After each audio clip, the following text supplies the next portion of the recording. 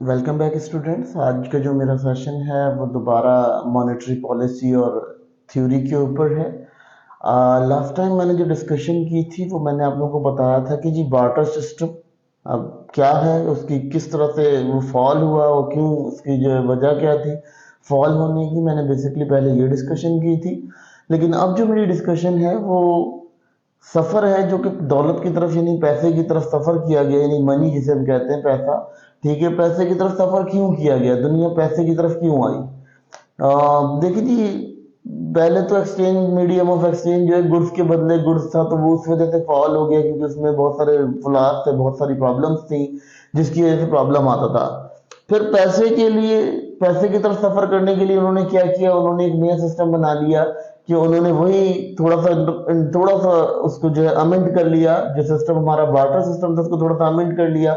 उसमें उन्होंने क्या किया कि उन्होंने कोई खास कमोडिटी को रख लिया और एक खास कमोडिटी को ट्रांसैक्शन मीडियम के तौर पर यूज किया।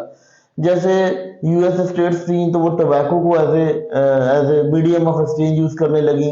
इसके अलावा कोई और स्टेट्स थी जिन्होंने नमक के ऊपर, जिनके पास नमक बहुत ज्यादा था, तो उन्होंने नमक को एज ए करेंसी एक्सचेंज बना लिया और एज ए करेंसी बना लिया कि आपने कोई चीज लेनी है या देनी है तो उसके ऊपर कर लें। किसी ने कैटल फार्मिंग, किसी के पास बहुत ज्यादा थी तो उसने काऊ को ऐसे मनी कर लिया कि जी मनी ट्रांसैक्ट कर सकते हैं हम उसे। फिर उसके बाद कुछ लोगों के पास जो है मैन पावर बहुत ज्यादा थी तो उन्होंने मैन पावर को एज ए स्लेव जो है उन्होंने ट्रांसैक्शन ऑफ मनी बना लिया कि मैन पावर को एज ए स्लेव आप ट्रांसैक्शन कर सकते हैं। ठीक है।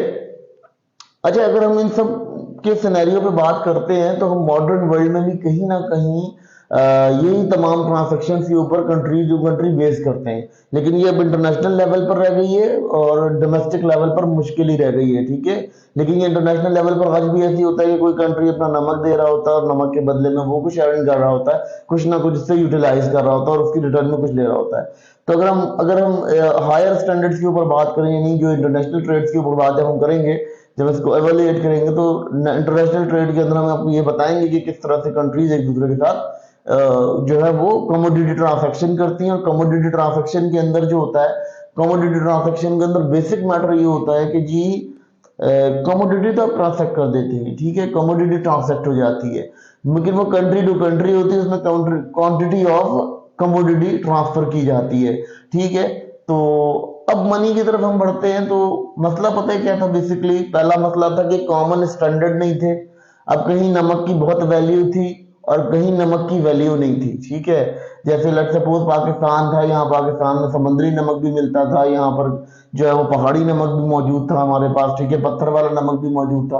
तो हमारे पास क्या था कि हमारे पास नमक का बहुत ज्यादा रिसोर्सेज मौजूद थी। ठीक है, तो जिसकी वजह से हमारे पास नमक जो है वो एक कॉमन चीज थी, वो इतनी कोई खास इंपॉर्टेंट चीज नहीं थी। ठीक है, तो अंग्रेजों के लिए नमक जो एक बहुत खास चीज होती थी, क्योंकि इंग्लिश पीपल के पास नमक की कानें नहीं थी, उनके पास कोई ऐसा कुछ सिस्टम नहीं था कि वो सॉल्ट को जनरेट कर सके। ठीक है, उस वक्त की जब वो मनी एस्टेब्लिश की गई उस वक्त के ये हालात थे।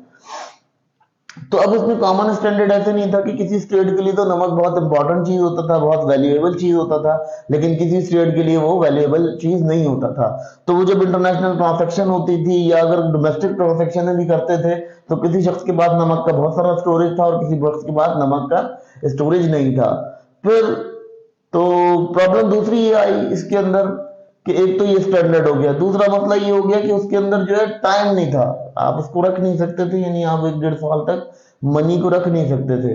यानी अगर नमक as a medium of exchange है तो आप उसको कहीं स्टोर करके नहीं रख सकते थे। अगर बारिश का मौसम आता था तो नमक सारा घुल जाता था, तो वो रुक नहीं पाता था और वो जो है वो जाया हो जाता था। ठीक है, इसी तरह से अगर हम कॉमन स्टैंडर्ड में मजीद बात करें तो उसमें क्या होता था कि उसमें आपके पास जो है वो, अगर आपने कोई स्टोर करके रख लिया था नमक, ठीक है, तो वो नमक खत्म हो जाता था। पर टोबैको अगर आपने रख लिया स्टोर करके तो कुछ अरसे बाद वो खराब होना शुरू हो जाता था, उसको आपको ना उसी टाइम के अंदर यूज करना होता था जो उसका सीजन होता था।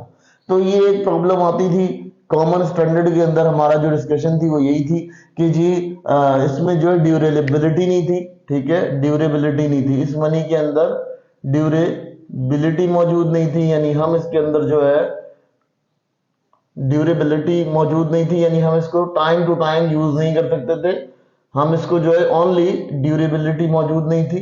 ठीक है जी, ड्यूरेबिलिटी मौजूद नहीं थी, क्योंकि टाइम टू टाइम हमारे पास क्या था कि हमारी ड्यूरेशन के अंदर हमें यूज करना होता था, स्पेसिफिक ड्यूरेशन होती थी, उसके अंदर हम इस मनी को इस्तेमाल करते थे। स्पेसिफिक ड्यूरेशन के अंदर इस मनी का इस्तेमाल होता था, इसके अलावा ये मनी इस्तेमाल नहीं की जा सकती थी। उसके अलावा इसको सेविंग नहीं कर सकते थे आप, इसकी कोई सेविंग नहीं थी, ठीक है। इसमें जो फ्लॉज आ रहे थे वो इसकी कोई सेविंग नहीं थी। फिर उसके बाद जो था डिवाइजिबिलिटी इसके अंदर प्रॉब्लम कर रही थी, डिवाइजिबिलिटी मौजूद नहीं थी, ठीक है।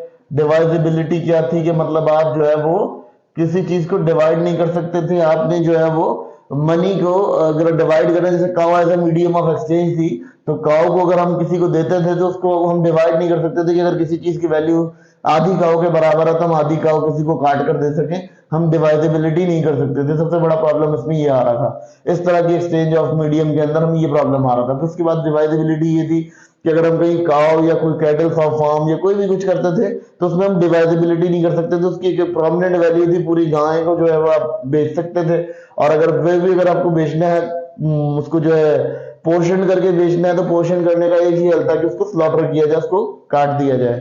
तो उस सूरत में जो है वो आपको जो है ये भी पोजीशन यहाँ फॉल हो रही थी, इस पोजीशन पे हम डिस्टर्ब हो रहे थे। फिर उसके बाद आ जाते हैं जी मेटालिक स्टैंडर्ड पर। जब दुनिया ने सोचा कि जी कॉमन स्टैंडर्ड तो प्रॉब्लम कर रहे हैं, मनी नहीं हो पा रही, तो फिर उन्होंने क्या किया, कहीं से रिसोर्सेज निकल आई मेटल्स की, जैसे कि सिल्वर मेटल निकल आया, गोल्ड मेटल निकल आया। तो ये जब सिल्वर मेटल की कहीं से उनको वो मिल गई, जिसे कहना चाहिए कान मिल गई, जब सिल्वर की कान निकली, तो सिल्वर की कान निकलने की वजह से क्या हुआ कि उन्होंने ये सोचा कि यार सिल्वर को एज ए करेंसी यूज कर लेते हैं, ठीक है। फिर उन्होंने सिल्वर की कॉइन्स जनरेट की मार्केट के अंदर। अब कॉइन्स जनरेट की सिल्वर के, तो सिल्वर का ये हुआ कि एक तो डिपोजिशन पहले निकला था, लेकिन एक और डिपोजिशन कनाडा से निकल आया सिल्वर डिपॉजिट का।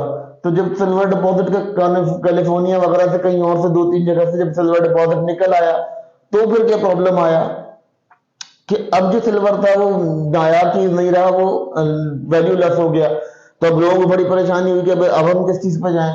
तो उन्होंने मजीद इसमें ये किया कि जब गोल्ड की जो आपको निकली, गोल्ड की जो आपकी कान निकली, सोने की कान निकली, उस सोने की कान से फिर लोगों ने ये सोचा कि जी हम सोने की इस मनी पे चले जाते हैं।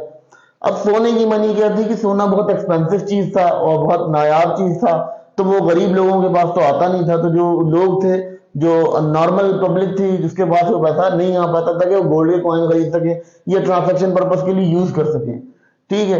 तो ये प्रॉब्लम आया। तो जब इस प्रॉब्लम को देखा तो उन्होंने क्या किया, उन्होंने ये किया कि जी हमने गोल्ड को और सिल्वर को, बोथ कॉइन्स को लगाया, जिसको हम बायोमेटलिज्म सिस्टम कहते हैं।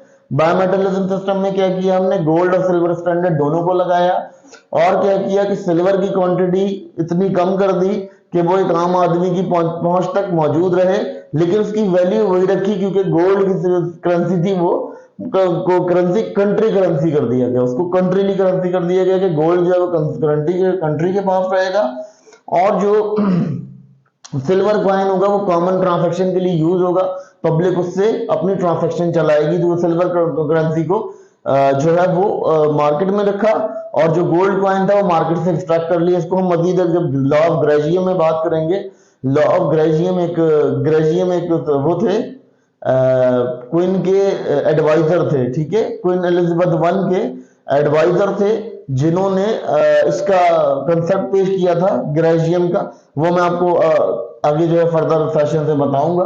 तो बायोमेटलिज्म क्या था, बायोमेटलिज्म वो थी कि उन्होंने दो ड्यूल स्टैंडर्ड की मनी चलाई, यानी उन्होंने गोल्ड स्टैंडर्ड को भी रखा मार्केट के अंदर, यानी वो जो है हायर वैल्यू कॉइन था, तो वो जो रिच क्लास कंट्री होती थी वो उसको यूज करती थी, या तो फिर इंटरनेशनल ट्रेडिंग के लिए गवर्नमेंट से यूज करती थी। और जो दूसरे सिल्वर जो कॉइन थे, वो सिल्वर कॉइन जो है वो यूज करती थी कॉमन पब्लिक, यानी उसके ट्रांजैक्शन के काम आता था।